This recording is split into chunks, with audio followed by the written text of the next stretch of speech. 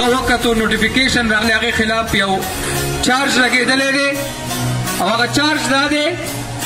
چې د سړي خورد برد کړی دی غلطي پیسې ورکړلي او یا غلطي پیسې په جیب کې اچولي کار څه چلی کړلی خو خورد برد یې کړی دی دا خبره جماعت اسلامي نه کوي دا خبره د وسنې ډپارټمنټ کوي د هغې د زکات او عشر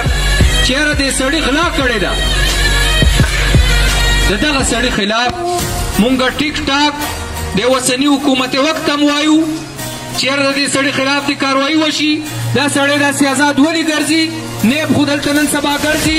2 روپۍ چې چا دغه کړي هغې ته چې کم دی ناست دي خو چې دومره غټ خورد برد د وسني حکومت یو ذمهدار سړي کړې ده هغه ولې نن سبا دومره آزاد ګرځي د دې نه د ټیک ټاک دا کروڑاو دي که لکاو روپۍ دي دا یې واپس کړی شي دا روپۍ که دې ځان له والي هم دې واپس ورکړي او دا کس دې جیل ته کړی شي او که چا خپل خپلوانو کې ورکړي نو هم مونږ حکومت وخت ته وایو اعلی چارواکو ته وایو چې دا ترې واخیستی شي